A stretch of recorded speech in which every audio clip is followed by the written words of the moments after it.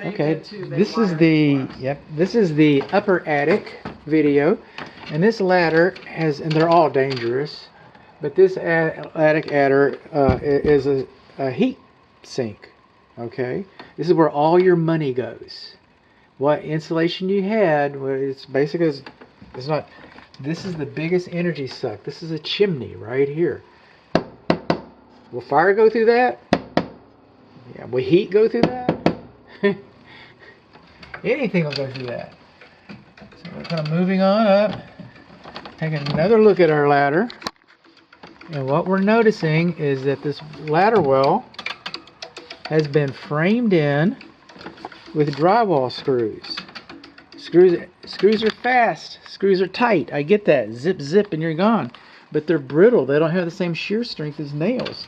If the instructions were still posted on this door, it looks like they're not, but they'll be easy to find. It looks like they used to be. See this yellow tag right here? That used to be instructions. And those instructions say you need 16 diameter nails or lag bolts. They don't say anything about drywall screws. Only a fool would go up a ladder like this. Well, here I go. Rampy's in the attic again. Call 911. Oh, that's a ladder light switch. Okay, now we're up here in the ladder and we're looking around and we're seeing insulation all around us.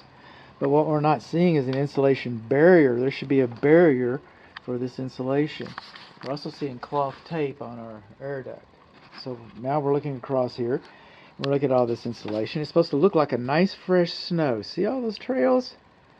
People didn't make those trails, and I'm not seeing any insulation depth markers, and I'm not seeing any soffit vent baffles. I'm not even sure we have soffit vents. Maybe some older pictures of the house or some older drawings, because this house has had siding applied, and when siding comes from the manufacturer, it has soffit vent perforations in a lot of it, the product. That doesn't mean that those holes line up with the actual vents on the house. And again, maybe some historic photographs, you'd be able to pick out some things. I know there's some keynote fascia around the front colonial front porch that was covered over. So if there's siding, they're hiding. They put the siding on for some reason. They didn't wake up one day and say the neighbors got siding. I think I want siding. Well, that happens sometimes. Maybe that happened. But usually it's a reaction. We're like, oh, we can paint it, we can do the woodwork, what can we do? Usually it's a reaction. So, but here we are, and we're in the attic, and like the other two attic vents, we got attic power vent fans. Okay, I'm not a fan of these. This attic vent fan right there, you got the open connection coming out of it. Okay, when those things come on, you can fly an airplane with one of those. And so what happens is they create negative pressure in your attic. And, you know, in the other attic video, I was complaining because it was loading up, because it can't vent. We don't have any air intake vents. It's loading up. It's short-circuiting between the baffles. You know, I said all that stuff. But you know what? You get a power vent like this, then you create negative pressure in the attic, and then it sucks the interior air from the house into the attic through the ceiling fixtures, through light fixtures, those kinds of things. So it just reasons to have them and reasons not have them. This is a bathroom vent. All right, bathroom vents are supposed to vent to the exterior. All right, this is the attic. We're going to talk about the air conditioning, and we already talked about the excellent job they did bonding the little sections of black jacketed CSST. So that's good to know. Good to know. But I'm up here and I'm looking at framing, and this is what's known. When we were looking at the outside, it wasn't this half of the house, but I said there was sumping. Now I'm up in the attic, and you know what I'm finding? I'm finding sumping. All right, our reasons for sumping, I'll put it that way. Check this out. I'm gonna get some still images of this. This is a pretty good example.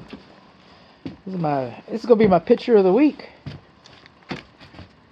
But that is your ridge beam strut, and it's bent like a dog's back leg. Look at that. Check that out. Okay, got more examples. We're not through yet. We're lookers Lookers want to see things. We do. Then we go over here, we got these cripples going next to, okay, these are our purlins. And then, but over here we got some cripples just going, they felt like they needed them around this dormer. I don't know why they needed them around this dormer so much. It may be the configuration, the framing of the room. I think there's a dining room that goes underneath that area or something. That's the front porch right there, actually. I'm not sure, but we got a broken cripple right there. And we've got a broken ridge beam strut right there.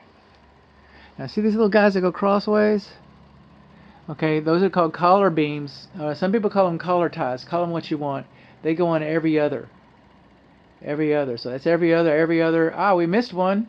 Okay, every other. Oh, everyone. So we got 3 right there in a row. Okay, you didn't have to have 3 in a row. Then we come over here. 1, 2, 3 without. Okay, so we missed one right there. Then we got missed one right here where we got the broken strut. So we're missing some collar ties or collar beams. Call them what you will. But that's what it looks like. I was wondering if I could get over there, and I might not. If I can't, I'll write it in the report. I'm not gonna let you think I went someplace I didn't go. But that's the fireplace flue, and it's open. And it's exposed, and you can see some darkness over there. It looks like some water's been getting in around the brick.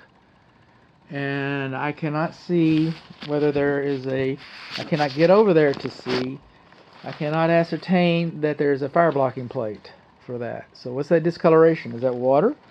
Is that discoloration of heat? What is that discoloration over there? What is that? And I can't see what it is.